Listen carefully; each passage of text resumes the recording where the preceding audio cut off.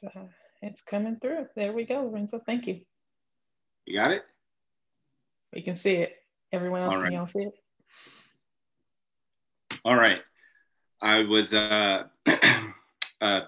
given a presentation a while back, and we ultimately spent a lot of time on people's thoughts of what cannabis is and what cannabis is about, and it was very whisper-like, right? So there's a stigma about it, and so appropriately naming it the business of forbidden flowers. The cannabis plant is a flowering plant. Only the female plant produces the flowers or the buds, right? As well as the seeds. The male plants only produce the pollen. But this is a cannabis business overview. My name is Lorenzo McNulty. I have been overseas a couple different tours with the Marine Corps. I've deployed 50 or so Marines over there, where I picked up the trade of aviation electronics engineering, which then brought me into chemistry in my civilian life. And then all of those sciencey things kind of brought me along this path, and it introduced me to hydroponic food production, excuse me. And once I started to learn those kind of things, as a person who knew about cannabis already, tomatoes, we were having a conversation about that earlier. I practiced with that. And then I moved to my fish tank, and I've got about 3.5 goldfish in there. And then I grow two 6 feet tall plants from that, right? So we thought that we were on to something.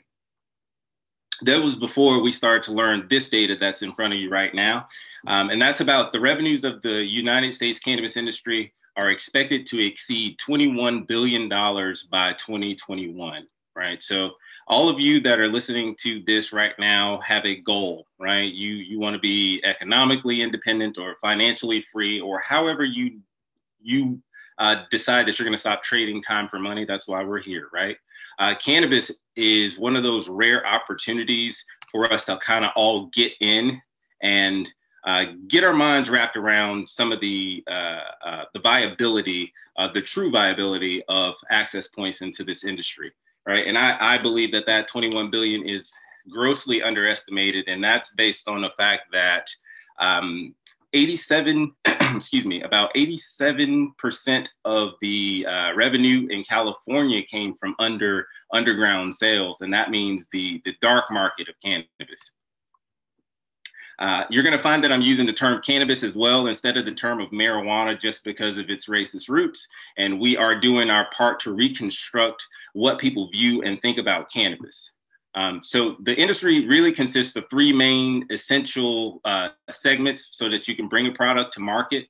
And this is one of those overviews where we're going to keep it simple, keep it Hemple, right? We're going to cover what the manufacturing is, and that's the cultivation of the raw materials. We're going to talk about the processing, which is transforming said raw materials into a product that is ready for the third segment, which is distribution, or the retail, sale, and marketing. And at the end of that, we'll close with a Q&A. Excuse me. So how many ways can your raw materials be cultivated or manufactured? This is where I specialize in. So I am a hydroponic cultivator, co-owner of Keep It Hemple, who provides medically inspired cannabis products. CBD, because North Carolina has hemp that is legal currently with only trace amounts of THC, and that's 0.3% Delta 9 THC that allows it to still be classified as industrial hemp, right? What's important here is that you consider what your end goal is in mind, right? There's only 3 ways that you're going to cultivate these products. Soil, everyone tends to start in dirt. All of my closet growers out there are probably in some sort of dirt. Soilless media, that is where you have maybe a composition that is made up somewhat of dirt, but not necessarily. You got rock wool, you got rapid rooters, you got rocks. And then you got the third way that you can manufacture or cultivate is hydroponics. And with that, it literally translates to hydro meaning water, ponics meaning work. I was talking to an aquaponics guy in here earlier. Sorry, I forgot your name, but ponics, right? It's water. Aqua is referring to the aquamarine life that is inside water. A tip here is that most of the cultivators that I've met across the nation are using a combination of soilless media and hydroponics. unless they're going 100% living soil, which has its benefits as well. The second segment, so to speak, is the processing, right? So when you have the raw material, you've cultivated it through your soilless or hydroponic methodology. Now you've got raw product. You've got flour. You've got hopefully some big greasy nugs that you can then process so that they can become your gummies, any of the consumable products that your end users are going to consume.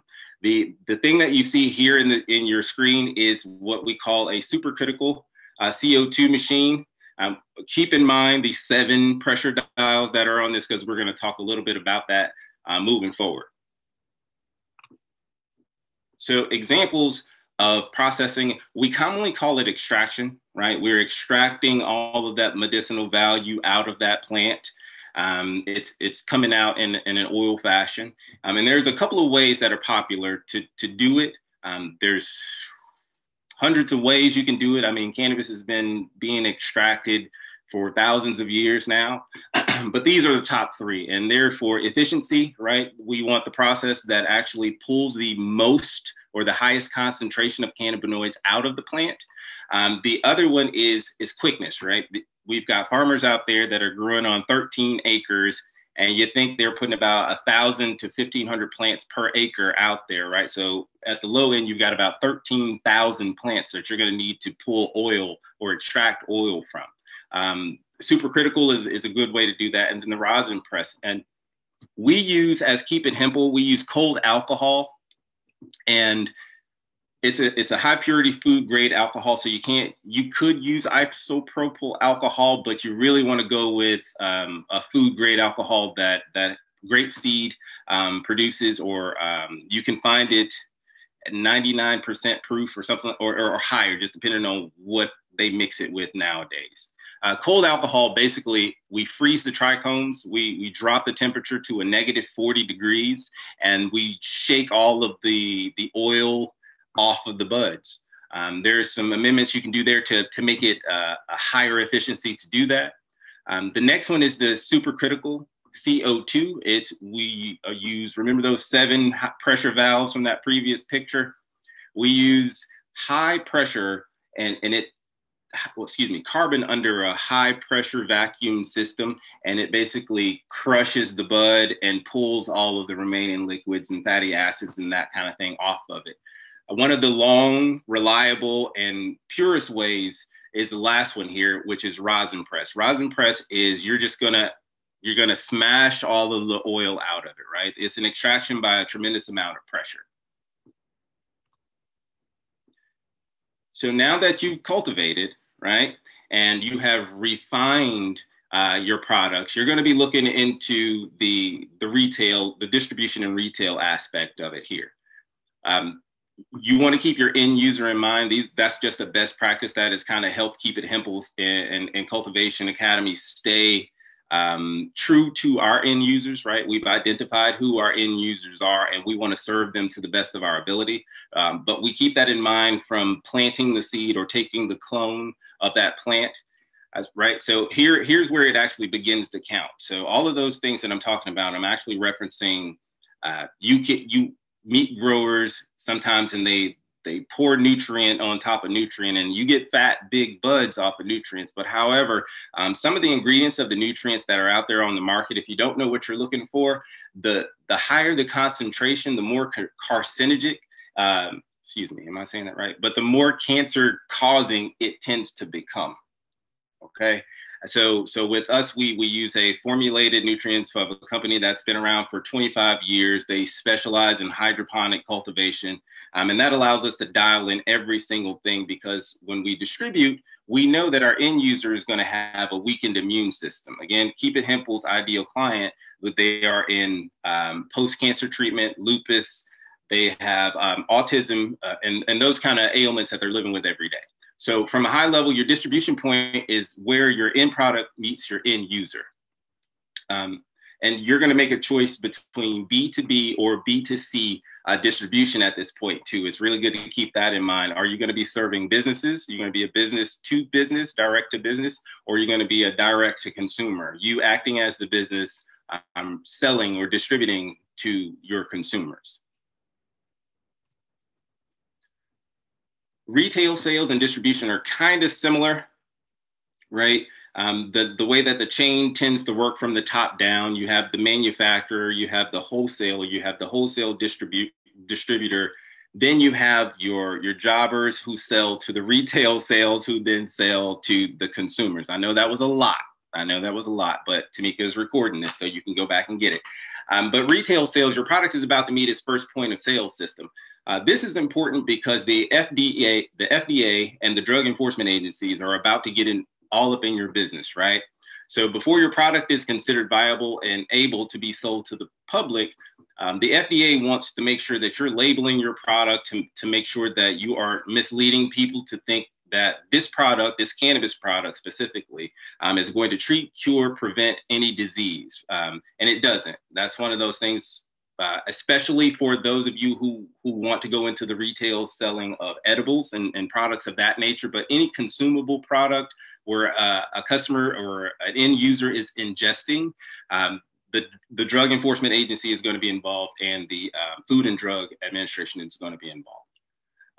And their tip there is read up on your federal and state guidelines regarding sale and distribution of cannabis and cannabis related products, because again, it varies sometimes significantly from state to state, just depending on where you are. And here's the facts.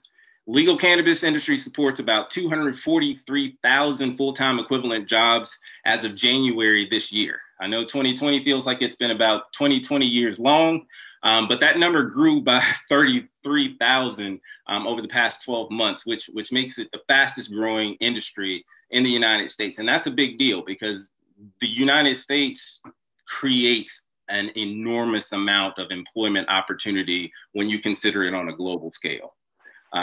Cannabis has surpassed the coal industry as far as how many jobs that it brought, and that had been the benchmark up until the past couple of years. 35 states have legalized medical cannabis. Of those, 15 have fully legalized cannabis for adults 21 years or older. I feel like last month, what month is this? November? Yeah, last month, that number said 11. Only if there were 11 states who had fully legalized, and now we've got 15. So it's still happening. The train is still moving. And at this point, you want to consider increasing, excuse me. We're talking about if you are going into this, right, you want to consider the laws of the state that you're going to be moving or housing your business in. Cost of living impacts your bottom line. Where you grow impacts your bottom line. I don't know if we said property values already, but property values, of course, impact your bottom line. And if you're going to be growing to scale, you need to measure and understand what your numbers are. And those things impact that most important number. More than 220 million Americans are in favor of legalized cannabis. That is about 68%. It has inched up from 67%. But what's cool about that is that's more than the population of Japan and Germany combined. And they combined for slightly above 200 million people. So closing. The closing Q&A, we've covered a lot in a really, really short amount of time, but we did cover the top three, which remain manufacturing, the cultivation of the raw materials, the processing, the transformation of said raw materials into a product that can be distributed, marketed, and retailed. I hope you'll use some of what this information inspired you. We're going to get to the Q&A, so this is just a slide that you guys will be able to get back to, but it's got all the communication information regarding the businesses that I'm involved in. You can send an email here at that top link. You can visit us at Hemple, keepithemple.com, and you can kind of see a little bit more in depth about the effort that goes into cultivating medical grade products. Instagram is where we show a lot of our garden. So if you guys are fans of the actual flower and the cultivation process there, you can take a look at our hydroponic garden in there. We're in there live every week, excuse me, or connect with us on Facebook, or if you are looking to start your own grow and you have an idea for a seed to sale or farm to face model, then visit the Cultivation Academy, and that's where we're taking you from zero to grow pro. We're giving you professional cultivation strategies specifically for cannabis and teaching you how to grow that for profit. This has been the business of forbidden flowers. I know that I talk really, really fast, but a cannabis business overview, and I think we can now start to kind of get into the meat of it and talk questions. Yes, yes, yes. You know what, Lorenzo, thank you so much for walking everybody through that. You know, I actually want to back up a little bit and talk to, share with us a little bit, what was the impetus? You know, me and you met in several different forums, right? And we talked about, you know, me producing a hemp blend product for you. And then I got to know your story. Right. So now you're in the state of North Carolina and you train this across the nation. And if you go to keepithemple.com, you'll see that there's multiple ways by which you can engage with his company and his enterprise. Right. But can you talk to us about how this started, the leveling the playing field for Black farmers in this space, and, you know, what really got you into, you know, we got to start growing this and we got to start training this so that people can understand how to get into this industry? I feel like I woke up, you know. So I came out of the Marine Corps, right? Kind of talked about being a veteran, having those 2 tours. You tend to leave with the lovely parting gift that we call post-traumatic stress disorder. And so, you know, I was already a cannabis advocate, you know, before that, right? So I was learning about CBD on the fly as I was, you know, figuring out where I wanted to be. I was a national sales manager for some Fortune level companies out here. Training has always been what I've done. And there was, I met my 2 partners, and we were at a brunch that I had denied for 7 days straight, literally from the Sunday prior to the Sunday I attended. There was just so much that I needed to do. And my wife was asking me, and then finally the day comes and there's 0 for me to do. My plate had clean more than it's ever been clean. I get down to this brunch. This lady asks me where I'm from. I tell her I'm from Mississippi. She says, "Oh, you gotta know how to grow something." And she brings me this gallon bag of cannabis seeds. And she's like, "Can you grow this?" And I said, "Sure, you know, well, you know, all of them." But that was the story where I took those seeds, and I had a fish tank here in my office. It's, I mean, like 3.5 goldfish barely, but they produced the start of 6-foot tall plants. So as I'm doing this, right, my mind is being shaped, the things that I'm being put into position. So fast forward, I'm speaking at the city council meetings here at the state of Raleigh about legalization, for the legalization, for the farmers in this regard. We've always been, we are farmers, right?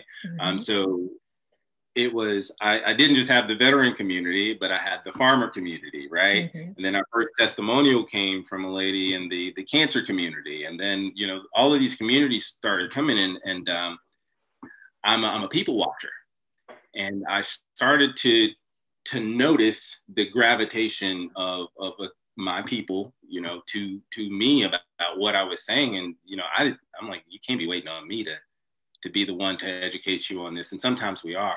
But when I started to really break it down, and I became educated, that was the other thing. I learned that there was about 1% of us who had access to the cannabis community. And then you compound that with the 1 million acres that we're losing every year post-Civil War.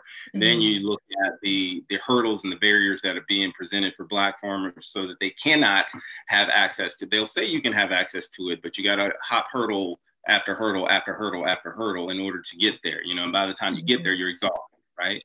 So how can I use what I know to disrupt that, right?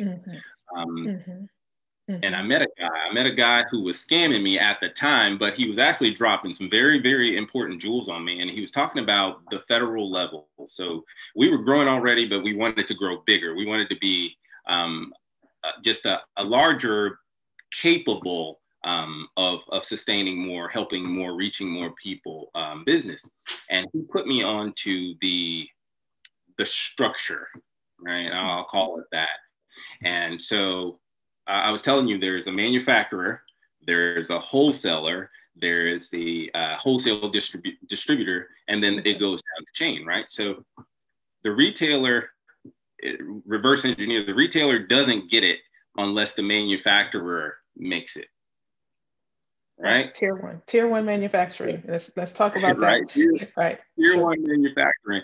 And I was scouring through the history because I'm a buff, and trying to find where were we at the helm of such a magnificent thing, right? Because it's not just can you close that, please? Thank you.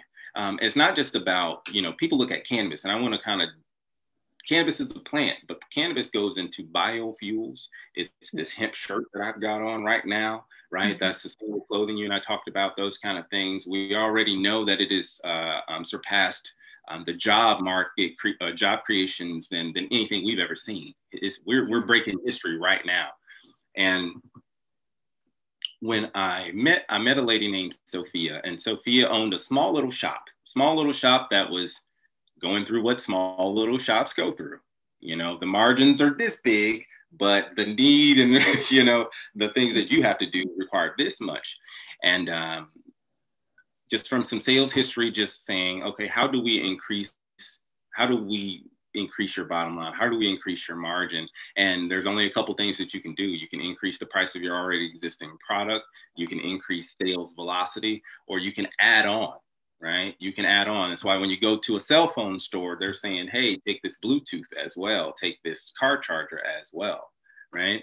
And if we're on the top part of that, right? So let's say you grow it, right? You grow it, I take it, and I make, you have a second? Because I'm going to show you something while I got you on. Sure. Yeah, no, we're going to bring your website up while we do that. And soon we're going to open it. Of course, it's always open up for questions, but I just certainly wanted people to hear and get a sense of kind of the why and what was behind the Keep It Hemple brand, because, when people explore your website and get a real idea of the model that you've built, from a growing academy to an affiliate program to medical grade CBD, it's really groundbreaking. It's groundbreaking, right? And so any ways that we can talk about, as in group sessions like this, of how you kind of get into that market, whether you're a grower, and then making sure you understand kind of the partnerships and relationships that would then be necessary for you to enterprise your business is very important. It's why we do these Thursday sessions. So thank you so much for sharing. I know you said you want to show us something. Please go ahead. Yes, and this is one of those things that's, when people think of cannabis, they think of a select few things, right? But when you start to think of tier one manufacturing, right, you start to think of what the possibilities are for whatever this raw material is that you produce. And so we produced this guy, or there's three of them. We've got, on my camera. Okay. There you go. So these are beauty masks. They're award-winning beauty masks now. So I think that we didn't understand the market, and I always take the blame of that. Is I jumped in, and trying to I'd known what people had taught me. I got 11 years of corporate experience. I got really good enough for them to put me in charge of their managers, right? But I didn't understand the tier one, right? I didn't understand that if I teach you to grow, if I teach you to produce, right? If you produce, then you open up the opportunity. That's where we are, right? It opens up the opportunity when you produce. Then I learned to collaborate, right? I learned how to collaborate, which is you can look up the definition. I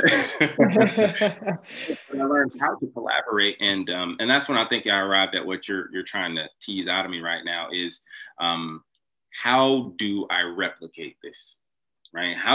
Yes, I've grown through it. I've been growing for about 11 years now, but how do I take what we have, keep it Hemple, the model, and then insert it into wherever you are, right? And you want the products and you want to do those things.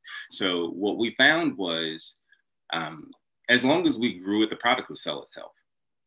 We found that people would buy it and they would make their own edibles, right? And they would just make their own edibles and sell them to their friends for whatever they were selling them for. But it also gave me a touch point to understand where we had gaps. I was a member of the Black Chamber of Commerce as well for this very reason. When you come to me, really good example. They are Charlotte Black owned. You can find them on Instagram, and they are a couple of husband and wives who were going around after the George Floyd situation, going around trying to figure out, hey, I don't know what we're doing, but I know we need to all do it together, right? Somehow to do that. Sure. And they bumped into me, and we were having a conversation. I'm like, well, how are you funding this operation?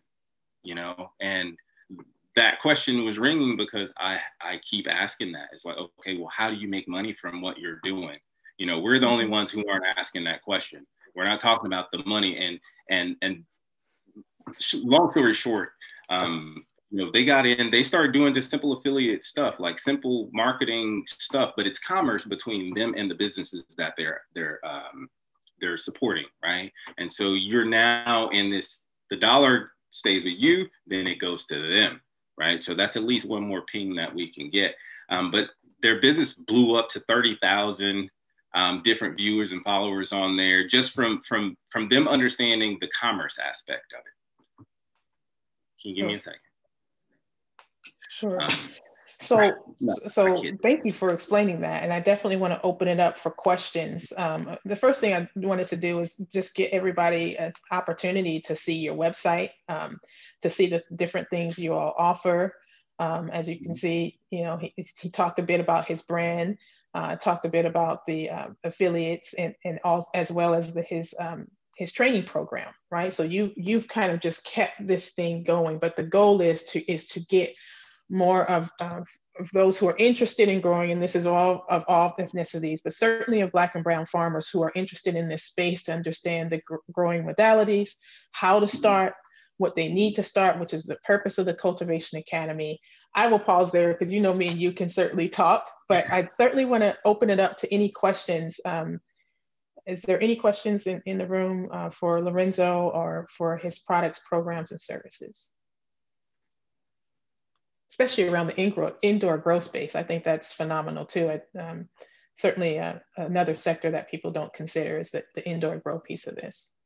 The indoor grow piece, as we wait for questions, but it's so important because most of us are in urban areas, right?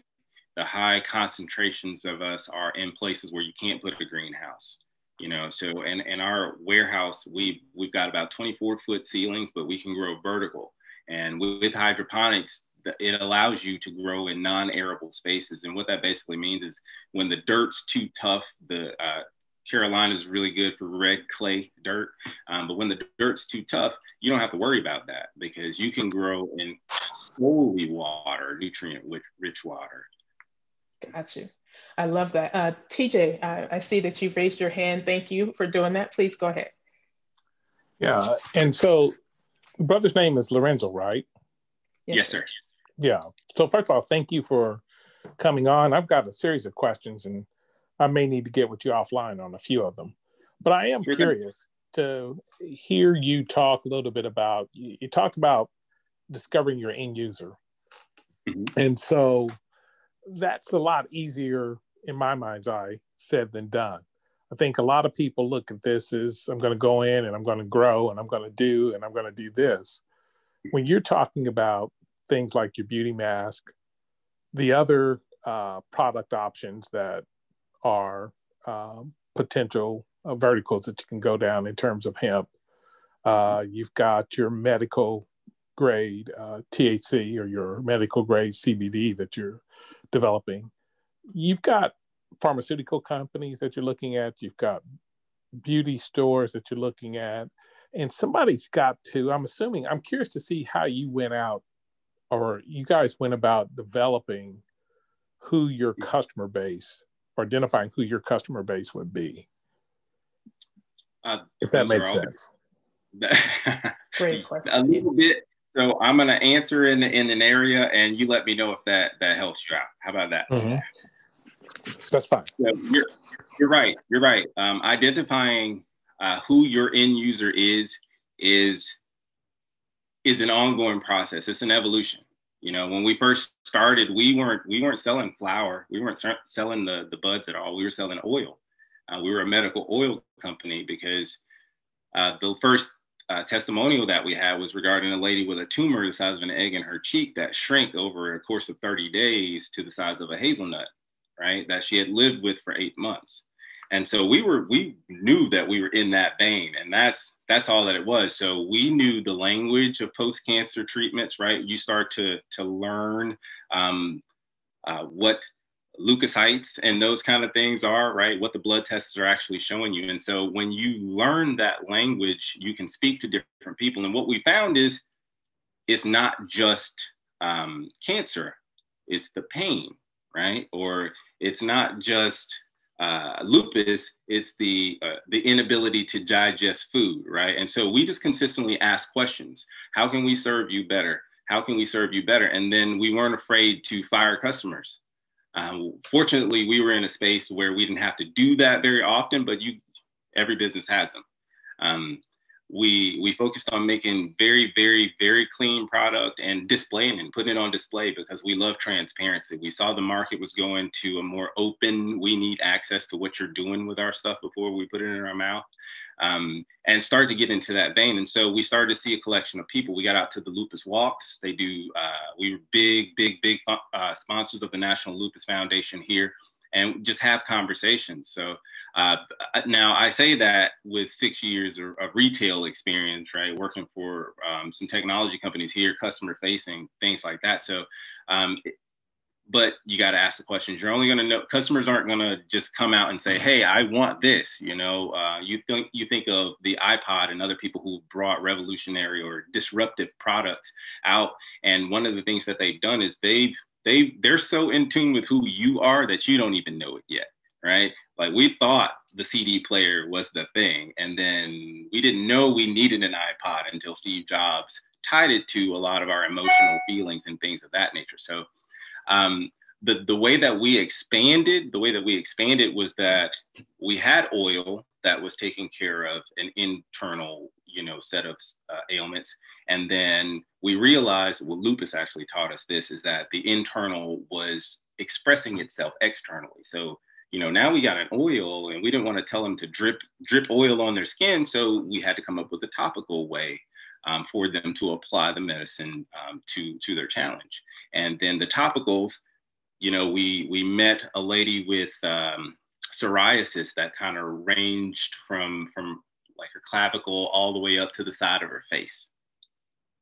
And we listened to her. We heard how anxious she was when she knew she was going to have to go outside. And it was more of a, do I really have to go outside or can I order this? And, and that's a prison, right? And so that breeds more anxiety. And that let us know that it wasn't just about her face or the psoriasis. It was about the anxiety that was going on in her head, right? So anytime you harm yourself, hurt yourself, or your body is injured, the nervous system is responding to that. And part of that is the stimulant in your brain, right? So that's the same vein. They tell you that stress makes you sicker, right? You have a visceral response to the activity that's happening up in your mind.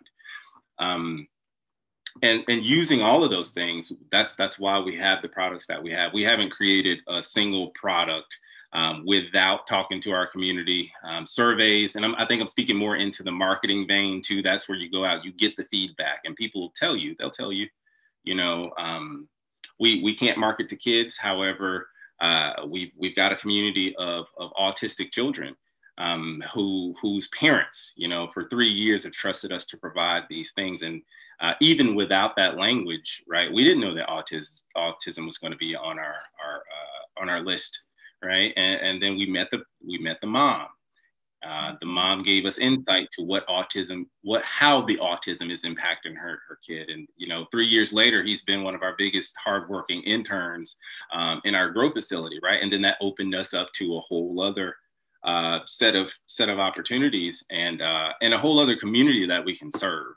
I don't want to be remiss in that, and everything that we've done, everything that we do is in service of people that look like you and I. You can see it in the marketing. If you look through our website, you can see it. If you look through our Instagram, you can see it, right? So I'm speaking directly to a certain group of people. I don't have to come out and boast and talk about, this is Black lives, everything. You see it. It's my actions. And I'm as a kid of Katrina, a guy told me to look around and see who is helping, right? And those are the people who you look for, and your clients are looking for you. I promise you, people are looking for your gift. They're looking for what you're going to bring. So can you talk a little bit about the, sorry. I would be remiss to ask another question. If there are any other questions, please feel free to take yourself off mute. We want to have a conversation. Lorenzo is here to answer those. I do want to talk about that, the challenge of the 1% of us represented in this space, kind of the licensing considerations one might want to think about as they enter into this space. Can you talk a bit about that, manufacturer versus distributor licensing, and then what is the diversity and inclusion challenges in the in the industrial hemp space? That's a really good setup there. I like that. The 1%. I mean, it's an extension of the systemic challenges that we've faced, but the 1%, and I think that we contribute to it as well. I believe that, I mentioned collaboration, how to collaborate, right? That's me. I'm actively trying to not be offended by someone else trying to figure out a way to make their livelihood better, in conjunction with mine, right? It's an us thing. So we often keep our others out, right? I'm onto this thing and I'll let you know whenever I make all of my $1 million, right? So that is a part of it as well. However, we've incarcerated almost 4 million people. Most of those people are from the Black and brown household, right? It's the very reason I'm not even seeing the M word, right? It's a bad word, and I want people to stop using it because of its racist roots, and its roots that were used to incarcerate us by the mass, right? So for manufacturing, and I'm very, very big on the licensing aspect of it, because that part gives you a level of protection from the law, right? From the people who, I mean, they look at you and your home value is it goes down 20 grand just because you got pigmented skin, right? So I want to make sure that we understand that we need to take those steps. The law is going to be what the law is, and we'd be wise to understand how to maneuver within that law. We've seen it happen. We've seen all of these things happen to our people, and we can be reeling for the rest of our life, or we could be leaning in. And so with the cultivation aspect of it, you can get a couple of different licenses. You can get the license to grow, right? You can get the license to retail and distribute. You can get a license for research and marketing purposes. The dispensing license then falls over into a different category, because you're in zone restrictions, you have capacity restrictions, you got fire codes, you've got, you need to notify every authority that's there, the fire, sheriff, police force, just so that they know you're there. And then you have a sales and use tax license, but if you're retailing already, you should be familiar with that. And those are all on your Secretary of State websites too, so you can find that list. But the protection of your business, here's the story. There was a CBD manufacturer here, big one, and they were known for their edibles. The FDA, again, some of that language that you want to make sure that you're aware of, the FDA puts out a disclosure that says that any CBD product or cannabis product must have the FDA disclosure, which says that this product is not intended to treat, cure, or prevent any sort of disease. And you've probably seen them on thousands of products and just not really noticed it.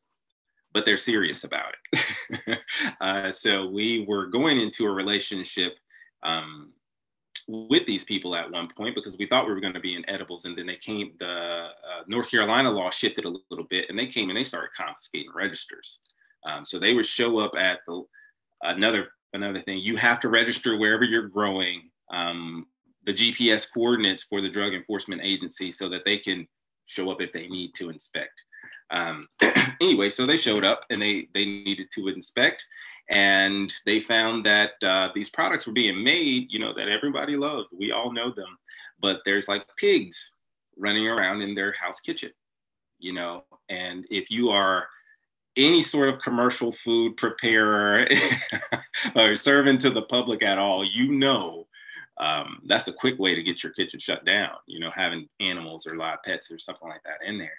And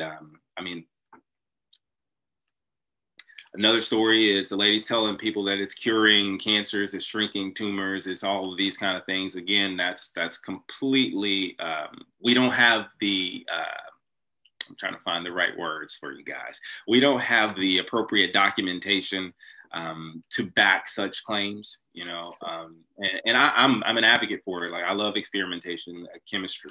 So those things are important. And when you get in here, like, you want to distribute Keep It Hemple products, right? We take care of a lot of that stuff for you, most all of that stuff for you, other than whoever your point of contact that you're selling to, but providing the licenses, providing the COAs.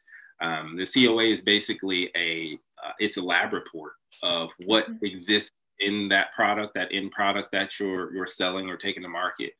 And, those are things that need to be on quick display if you're in a dispensing area, just so that if things go awry, you don't have to reach in your pocket and pull something. You know what I mean? I love it. So we do have another question, a couple more questions popping up here. I will go with Ramel. Your hand was up first, and then we'll go to Rod. Ramel, please, the floor is yours. I appreciate you guys letting me participate. Yes, is the hemp business that you're discussing, is that subject to track and trace, similar to the way cannabis is? In hemp, it has not been made a requirement yet. So for those of you who don't know what track and trace is, you probably do. It's batches for us. We have a name and a date and a strain for whatever batch that comes down, right? So let's say we harvest the table in January, and March we find out that a product that was made from it, was contaminated. However it was contaminated. That way, the tracing, we can trace it back to that specific batch and make sure that we remove it. Now we did have to get this side note, but we did have to get insurance for the product. So you want to have to get product liability insurance and those kind of things. But as far as hemp right now, we aren't required to do that, but it's a good practice when you're serving a community, so that you in the event, you need to go back and get whatever that is that's causing those problems. Okay. And can I ask one more question? Yes, sir. Sure. Yes, are you able to legally bank the funds that you earn from hemp?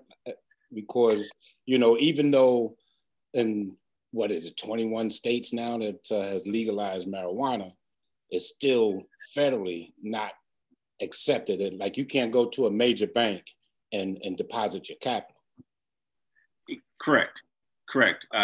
So two things. One is, if you are trying to deposit more than $9,999, you don't want to do that, not in cash. The other thing is that there is a Safe Banking Act that is out there in the Senate right now, whenever we figure out what our Senate's going to look like. But in January, it's going to be coming to the floor, and we'll be figuring out if the feds have already said, yes, you need to allow cannabis products to utilize the banking services, right? We've already in 2018 said that it is a commodity crop, right? And once we did that, it became federally legal for at least the hemp side, right? Mm-hmm. But banks, when you're sitting on, you know, $1.5 billion and the Fed say, I can't insure all that money if you're taking hemp money, right? You throw a lot of things into a spiral there. So, but we're confident that the Safe Banking Act will be approved sometime next year, hopefully earlier than later. As a note for some of you guys, e-commerce has been big. So there are a couple companies out there right now that will allow you to process for hemp. That's merchant processing, credit card processing, check processing, and those kind of things. Sometimes it's a bit more roundabout. You do need a couple different things in place, unless you go with some of the virtual companies have been really, really good. They have seed programs for cannabis-based businesses. If you have a physical location, if you have a physical retail store, that makes that process a whole lot easier because you can get a POS system that or a point of sale system that acts as that serves both as an e-commerce site as well, so you can take money online too. Excellent. Thank you for that. Rod, please go ahead with your question. Thank you for your patience. Actually, he answered the question here recently with his last few statements. Thank you. But I want to say two things. Simplify, Lorenzo. I am a disabled Marine Corps veteran also. And you mentioned that you're a Katrina kid. So that makes you from New Orleans? I'm from, I went to school at USM, University of Southern Miss. So born and raised in Mississippi. And we 2 hours from New Orleans down there. Right. So Biloxi. Correct. I have family in Pass Christian and whatnot, and they were hit for Katrina pretty hard also. A lot of people don't realize that, but when they say Katrina, people automatically think New Orleans. Right. So, okay. Thank you for that, Rod. Thank you. Thank you for your service too. I'm an Air Force vet, not Marine. Thank you all for protecting everything we got. But I appreciate you all. Any more questions out there? And I know I try to respect kind of the time and make sure we're staying within the hour. I know this is everyone's evening, but I want to hold out here for any more questions, and then I will give the floor back to you, Lorenzo. Of course, you've already shared your contact information, and those can start to engage with Keep It Hemple. Absolutely. And go ahead, TJ. I thought somebody just popped up. Yeah, it was TJ. So I just, again, wanted to make sure you knew my name because I'm going to be reaching out to you, partner. I appreciate you again. I've got quite a few more questions, but I don't want to take up everybody's time asking them. So, but I would love to collaborate with you on a few thoughts and gain some more insights from what you're sharing here today. So definitely appreciate you coming out. Absolutely. Thank you for being here. I appreciate you all for coming out as well. TJ, thank you for that. I know you'll connect. Lorenzo, you've been so gracious. Again, I love the motto. I'm so thankful that we have met and crossed paths in multiple ways. And I really hope that those who've listened to this presentation certainly engage and take a look at the resources you have to offer to train them to get into this space. And let's kind of bring that 1% up more, team. So the floor is yours, Lorenzo. Thank you. Thank you. No, thank you for having me. Thank you guys for Hank. You got a question? I think we might have, I thought I heard something. This is John again. Just want to thank you for the great presentation that you've given and all. I had a quick question for you. Anybody who grows, do you guys look at purchasing or partnering with those guys, or how does that fit in with your program? That was my closing spiel. But yes, we do. Now we do have I'll be honest, we do have a strict standard as far as the flowers that we accept. We have to take a deep dive at what your growing processes are. Again, that's all with our end user in mind. Again, they have a weakened immune system. So there's certain ingredients and nutrients and things that we absolutely don't use. But other than that, for those who are cultivators, want to be dispensary owners, or you're just looking to get a product or something like that, what Tameka and I talk about oftentimes is just giving people the access to control. So I'll give you a couple examples of what we got going on. I was showing you the face mask. We make sure that our partners get, if you're distributing 100 or better, different breakage points and those kind of things, but we try to ensure that our profit margins stay at that keystone of about 50%, so that you don't have to work too hard to make back that money, right? We partner with barbershops that are selling pre-rolls. They're $16.99 or something like that, but he sells them for 10, kicks us 5, right? That way, all of us are advancing economically. That is group economics in motion. And we supply flour, we supply oil, we supply face masks, and all of the products that you see on that website. So if there's some that make you think of your community or your base of people, recommend them. We do an affiliate program. It's more like a profit share program, because again, that 1%, your 1% has to hold the door open for the rest of them to come in. And that's what we feel like we are. I can't say the word community enough. I can't thank our community enough for embracing us from that aspect. But we've got a lot of people paid thus far, and we feel like we're going to get a whole lot more. The skincare is taking off. We got a new CBD chocolate that has Charlotte on fire right now. So more people, and these are small business owners. These are small Black-owned businesses, Black and Brown-owned businesses that we do the collaboration with, right? So remember, I've got an engineering background and a chemistry background. Went to Columbia University for social media marketing and digital analytics, but it doesn't do me any good up here, right? It's like a library. A library is a plethora of information, but it doesn't matter if nobody opens a book. And so what my duty is, what my purpose is to impart that knowledge and impart that skill, because we did get into a marketing conversation. Marketing is the art of attracting an eye and then inciting an action, right? When you see me, click for more information is what marketing is.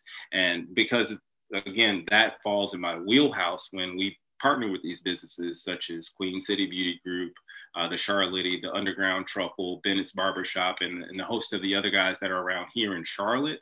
They're getting that too.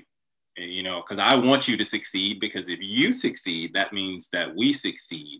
And the rest is the knowledge is. That was a great question, John, because we have a lot of growers. John is humble director of the Life Project, master grower, Loud Station, Indiana, so a historic site. And I have a few more questions, so we're going to go a little bit longer, and I'm going to take them in order if that's okay. I see the Lighthouse Vision. You have your hand up. I'm so sorry that I don't know your name, but please, the floor is yours. And after that, we'll go to Mr. Joe Tutt.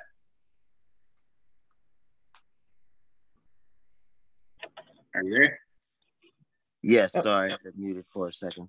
I wanted to ask you about the industrial part of the hemp that you're growing. You say that oil comes off of it. Is that oil, can it be used synthetically I've heard of cars, that Henry Ford created back in the 40s that was made of complete, grown hemp, things like that. So yeah, sorry. Can you speak on that for a moment? Yes. So, y'all gonna make me get. So I'm gonna get a little personal too. My goal with this thing is to start a school for little Black boys and to teach them family finance and entrepreneurship. And the vocation of this cultivation of hemp, right? And it's because of what you're talking about. So whether BMW is down in Spartanburg for me, it's a couple hours down the road. They have created a fiberglass car. You already know that you can make linens and fabrics type of material. They're making it soft as silk nowadays. They're constructing buildings. Shout out to the Katrina crew that's on here. You guys know somebody impacted by it, right? So when you get in at the cultivation aspect of it, when you're growing it, it's like you're an artist and someone just handed you all the colors of the rainbow. Somebody just gave you all of the tools that you're ever going to need to produce any sort of paint, any sort of color, any sort of thing that you want, right? And that's where the cultivation is so important. Right now, in America, it's being edibles, it's being smoked, it's being, you know, all of those novelty sort of things, right? But long term, this is long term, right? We're creating textiles, not only textiles, but durable textiles. Like I talked to a guy last week, and he was telling me he's got a shirt from 20 years ago that was made from hemp, right? And so that is sustainability. And when we get let me know if this is helping or hurting. But I did want to get to Mr. Tut's question, but it does speak to, right, where all of this is used at, right? And so cultivation, so the farmers, our processors, creating academy for young Black boys, and then really doing that work where we actually connect to the suppliers who are looking for diverse suppliers of this product. So if we're not in this space to be a tier 1 diverse supplier to BMW will continue to go to China. Absolutely. Right? Because at the end of the day, they are in the business of mass production, and they partner with diverse suppliers all the time. There's, you know, tier 1 avenues in opportunities to connect with them. But if we don't create this nexus of growers, processors, master cultivators, so that we can enter into these. Oh, you just froze. Am I froze? No. Is anybody else froze? I think she just froze. I think she's. No, I'm back. So I'll take over until she comes back. And so what we'll do, if you don't mind, we'll have Joe Tut go ahead and ask his question. All right. Yes. Sorry, I came in a little late, but Gabriel and I were talking about them collards because they're growing so big. But we have it's a new company. I'd have to get their information, but they bought a 72-acre tract in Greenville, which is northeast of Dallas, or Farmersville, okay, which is about an hour northeast of Dallas. And what I wanted to inquire about was, would you help us, or I mean, I don't know how to say it, so I'm just going to say it. Help us acquire the seed we need, because I had one gentleman here, and we were going to buy 150 acres, and we were going to plant 100 acres because we have the equipment. But I was trying to get my cousin in a call, and he didn't handle his business. And then I found out later on, I said, Joe, you don't need male seed. I'm like, but my man was going to sell me male and female. And I said, what you mean I don't need male? He said, Joe, you don't need male. He said, it'll mess up your female. He said, dude, you talking about planting 100 acres? He said, they're going to burn you on your money. Then your crop's going to be jacked. So I guess, you know, I need to sit back and start. We just want to grow. For sure. I've heard there's a processor in the Panhandle in Lubbock, Amarillo, and I heard there's one in Houston, but I'm central to Houston and Dallas-Fort Worth. I can be in either one. I can be in Dallas-Fort Worth in an hour. I can be in Houston in 2 hours, but we just want to grow. And so I want to try to be a supplier to Black businesses, because I'm always talking to John, and Tameka hooked me up with a cat in North Carolina. So 2 years from now, I went from 2 ranchers or 2 cattle people, they call them different names, but now we got 5, 6 people lined up to get this dude's cotton seed and his cotton hull to cut our feeding cost. So we're hoping for him to figure out a way to lower that cost. So I want to figure out a way where I can get in on that the hemp industry by being a grower, because I get so many guys from Atlanta. Oh, well, you know, if you get some guys and pay for our airfare and hotel, I'm like, does this dude think we finna fly him up here, put him up in a hotel to tell us the business? Then he was saying, how much you got available? I said, well, right now, you know, we could use 5 or 6 acres for farming. I said, what's the potential on that? About 4 million. So, okay. So, and he's like, well, but you're only gonna make 400,000. I'm like, hold up, bro. Using my 6 acres, my water, my land, and it can make 3 or 4 million, and I'm only coming home with 400. I'm an accountant, and them numbers is off. Yeah, definitely speak to that, Lorenzo. Sorry about the delay, you guys, and I did have one. Speak about the one, how you teach farmers to cultivate this, and two, how do farmers then, if desire, in the process to kind of work with and cultivate for you. Because there is a thing that the market for contract grow is a market, right? But you don't want to get shammed, and your business is certainly an option. And one last caveat: we have this heat here in Texas. They put the ag commissioner on the spot about the heat because that level of it can't go above 0.03% or something like that. So they put him on the spot saying, look, y'all set this level, but when it gets June, it start getting 90 degrees, and then July, August, man, 100 degrees every day.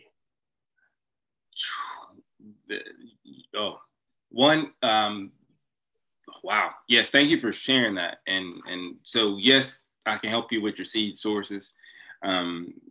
But two is if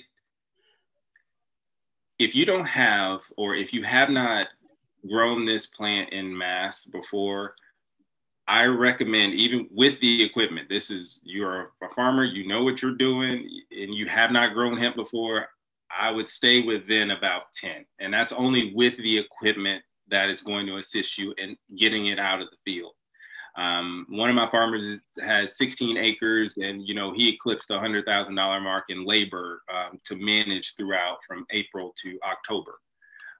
So it can become labor intensive the more you do that. And that's, so we're talking about growing for keep at Hemple, right? We once went out to a farm, organic farm, everything looked beautiful until we got to the plants and they were loaded with caterpillars. There's another time where, crop looks amazing. We run it through our pesticide reports and it's not so amazing, so though we do have a checklist of things that we can provide you so that you can know what you're growing for. And that's why we like to stay with our growers, because sometimes there's a ton of shortcuts. There's a ton of shortcuts, and people take them, right? Because I always say, where there's cash, there's crooks. And this business has been under the dark side for so long, that most anything has gone. But yes, I can help you with the seed supply. I would do a test plot. 90 degrees, I've grown in 105 degree weather before. The cannabis plant is really resilient. You'll choose just different strains depending on what your climate is, especially if you're growing outdoors, meaning non-greenhouse or non-hoop house. Yeah. And, but it can be done hydroponically outside when you're subject to the elements. It can be done, but it's the cost, before you recoup the amount of cost of the infrastructure that you'll have to put in place to keep that water cool in that 90-degree weather as it goes out. Unless you shed it, you could probably put it in a shed that's cool and run some tubing or some. I'm just brainstorming now, but I figure it can be done. It's just it'll be costly to grow in 90-degree heat. But genetics, you can get some heat-resistant genetics that'll prevent your plants from doing what's called hermy. And you kind of, we're talking about male plants early. Hermaphrodite plants, the plants will develop both the pollen sacs of the male plant and the female. So the female. I've seen on my watermelon plants, yeah. Right. And you're right to get those male plants out. Most seed suppliers, if they're supplying outdoor growers, they know. So they'll put a guarantee of, you'll get 98% or 95% feminized female seeds. So you only have to keep a lookout for that 5%. Now, one is enough male plants to have you having more seed than you have flower. But even, it just depends on what you're growing for, right? If you're growing for fiber, none of that matters. Right. Thank you so much for answering that. And I'm sure, Detron, I see your hand up, physically see it. Thank you, brother. I do want to, I appreciate you, King. Go ahead, and then we'll close out after your question. Thank you. Is it on me? Yes, sir. Okay. Hey, how y'all doing? I'm sorry I got in a little late, and I was trying to find a little hand raiser on here, and I'm group chatting, and so sorry about that. But anyway, it's a pleasure to be here with such a great group of people. And Lorenzo, I definitely appreciate you know, a lot of your perspectives on the industry and where you are, because we're on that similar path and trajectory as well. My question is a little bit different. So last night, I'm sure everybody saw Smoke on BET and everything. And like I got like a million texts from probably about 10 p.m. Central, even all the way up to the last few minutes, right? And everybody's like, hey man, you know, great job, you know what I'm saying? I can see your vision now and what you're doing and this and that. And some of my orders even went up online and stuff, right? You know, people saying, you know, hell, I need to get my grandma, you know what I'm saying, and stuff for glaucoma because she saw, you know, what's his name? I forget the NBA player's name, but him talking about it in his story. So my question is, of course, you know, like Tameka was saying, how can we break that 1% in the industry? We know there's a lot of food on the, you know, out there for everybody to eat and so forth, but how can we not only better penetrate our community, first of all, in order to show them the wellness benefits of hemp and so forth, to create that market, but just like the hip hop industry, how can we also cross over into that real money? You know what I'm saying? Into that white folks money, you know, to be sarcastic with it. But, you know, just like in the record industry, we all know that Jay-Z, when he crossed over double platinum, you know, that album still sells. How can we cross over as Black suppliers, manufacturers, and processors? All of that, yes. All of the things that you're saying, absolutely. The way that I see it, right? I've got over 10 years of cultivating, and I've been in the commercial space for almost 4 years now. The way that I think that we get that white folks money, the way that you put it, I like that, is we replicate. We replicate exactly what they do. And I'm gonna speak from my standpoint, right? For a long time, I stood back being frustrated with, I can see them up there. I know that I got all of these hurdles. I know that I got all of these things in front of me, right? And that frustration kept my focus or my mind closed off from the opportunity that I could actually be learning something from what I'm seeing, right? And so the thing that we took from it was the collective model. We don't have to agree, as long as we understand that at the end of the day, business needs to happen, right? So one of the things that I learned is the distribution aspect of it, right? I forget who said it, but I would rather have, what did he say? 1% of 100 men than 100% of my own effort. Right, so we'll use the masks, right? They are $15, right? We give them to our retail stores for $7.50, right? So $7.50, I hand that out 10 times, right? Instead of me selling this one 10 times, right? Or excuse me, instead of me selling one, making $15 or whatever it is, $7.50 net profit, I just branched out 3, 4, 5, 6, 7 times. And those people, you know, are selling the product in an extended way. One is sustaining their household, right? They're getting the income, you know, they're happy doing, well, we spend a lot of time on branding, but they're happy doing business with something that they can trust. And believe it or not, you can look at the buying habits of Black people. That's one of the things that I like to look at too. That was another thing. I watched a video, I forget how many years or decades old it is, but it's about marketing to Black people. You know, white people talking about marketing to Black people, right? And so I watched the video, and then I started to see that we buy more about our feelings, right? Our culture is all about the way that we feel about something. You feel what I'm saying? And so when we know those things, and from the marketing aspect of it is, you know, you're looking in GQ magazine for a reason.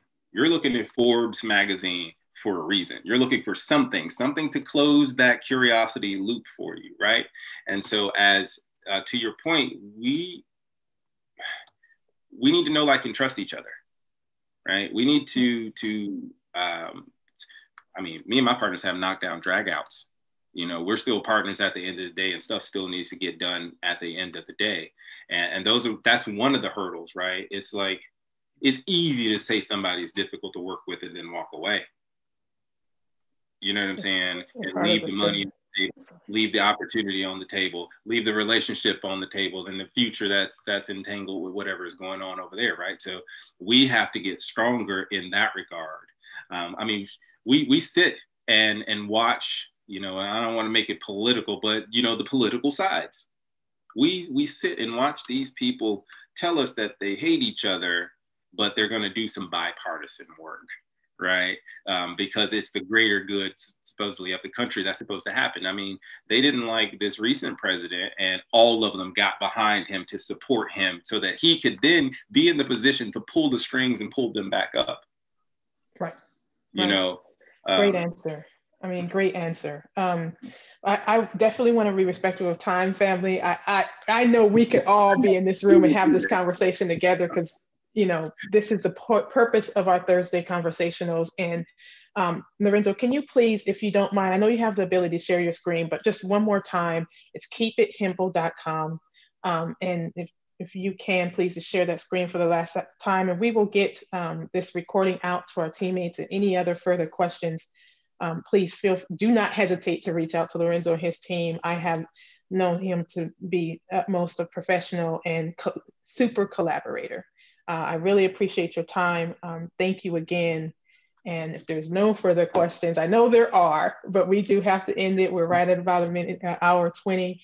John, I know you're still on here. And any closing words you want to say for the Life Project and these workshops? If not, we'll go ahead and close it out. Yeah, like I said earlier, just want to thank you, Lorenzo, for what you're doing. Hold on, excuse me, gentlemen.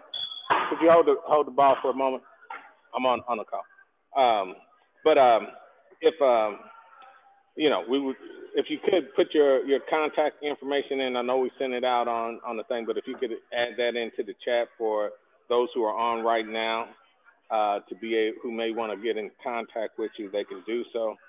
That would be great. And like I said, I'm sure that some of the guys that we're working with will be more than happy to talk to you about the things you're doing. Love your style of what you're doing. That goes right along with the concept that we have here with the Life Project. And we look forward to you know, perhaps in the future being able to partner with you on some of the ventures that we go out in. So thank you. Yes, sir. Thank you. Thank you so much. Thank you so much. Thank you, everyone, for joining. I'm going to go ahead and end the meeting now. You guys have a great evening. And Lorenzo, I'm sure we'll talk soon. We know that. Thank you again, sir. Absolutely. Thank you so much. All right. Bye, guys. Bye-bye. Take care.